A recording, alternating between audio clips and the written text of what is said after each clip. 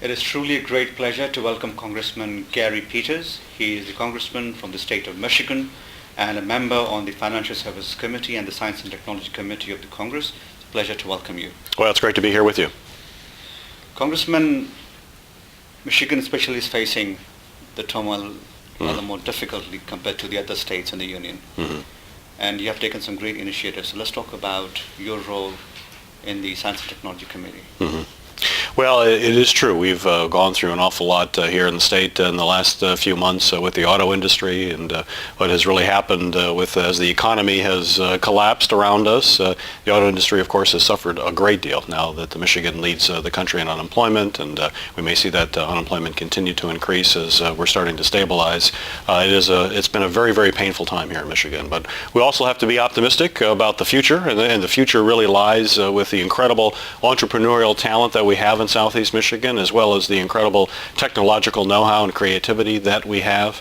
Many people see Michigan, and I run into this all the time in Washington as I talk to my colleagues in the Congress, is that they see Michigan as this factory and smokestack state, and certainly we have our factories and smokestacks, which we're happy to have and are proud of, but the state is much more than that. It is a very high-tech state in technology. We're a leader in so many areas. In fact, one statistic that most people are surprised to hear is that we have more engineers in Southeast Michigan than any other region of the country. There's incredible engineering talent, primarily associated with the auto industry and advanced manufacturing, and we need to build from that. And so my focus in the Science and Technology Committee, as well as the others, has been on making sure that we have partnerships to help research and development and to help entrepreneurs, because that is how we were going to get out of the problems that we have here in Michigan. It's going to be small to medium-sized businesses, it's going to be entrepreneurs, and it's going to be high-tech and alternative energy and advanced manufacturing.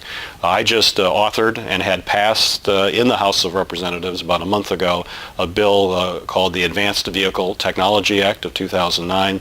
And in that bill, we authorize up to $3 billion to be spent over the next 5 years in private-public partnerships with companies that are doing advanced vehicle research in hybrids and electrics, hydrogen fuels, really the range, and not just in propulsion, but in materials research, every aspect of how we're going to transform vehicles. And we are in a race that is of utmost importance and that we have to win. We're in a race with the Chinese, with the Japanese, with the Europeans to build those next generation vehicles. There's no reason in the world the United States doesn't continue to be a leader in vehicles. We've got the talent, particularly here in Southeast Michigan, to do that, but we need to put resources in. Other countries put those resources into basic R&D and partnership. We need to be doing the same thing, and that's why I've worked so closely on this bill with our local businesses to get that partnership to grow. I come from Silicon Valley and I've been here for a week, and I see the yearning among entrepreneurs because I think the growth should be spurred through entrepreneurship, actually, as you rightly said.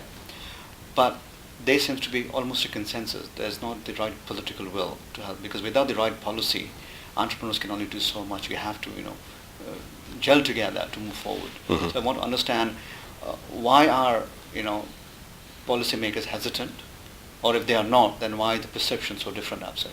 Well, some are, I suppose, and some get entrenched in the past, but you've got to understand that it is the future. I certainly believe in that. I come from an investment background prior to being in Congress and in government. I spent 22 years in the investment business.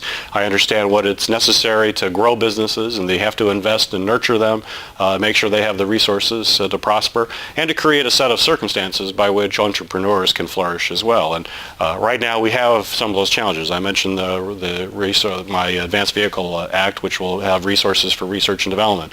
The other challenges we're facing right now, particularly in this area, but really all over the country, is the lack of loans for small businesses, and that's one thing. The other issue that I'm dealing with in the Financial Services Committee is how do we get money flowing again from our banks with this financial crisis. We've made substantial investments into some large banks, but they continue to make it very difficult, particularly for entrepreneurs and startups, to get the capital that they need to invest in their business, to grow their investment, to make sure they have the working capital capital to pay payroll and do R&D and all the things that you have to do.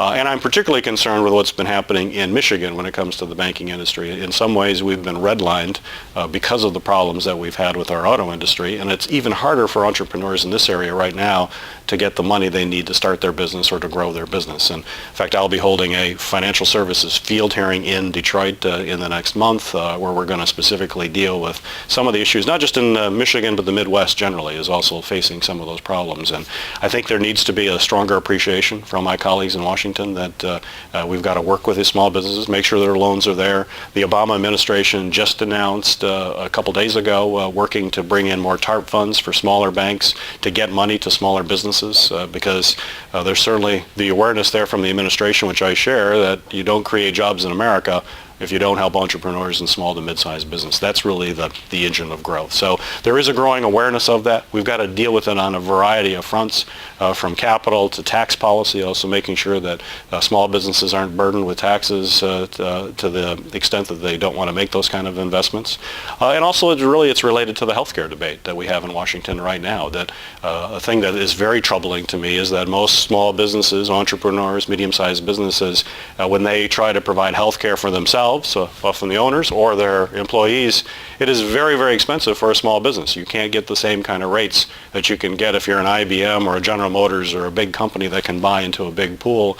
And certainly a big part of the healthcare debate, and one that I've been working very closely on, is making sure that small businesses have access to a healthcare system that works for them and is affordable for them and doesn't put them and their employees at a disadvantage. So we have to deal with these issues on all of these fronts. Let me take you down to the individual entrepreneur level. There's no better person than you, I think, currently who can understand this because you've played both sides of the game.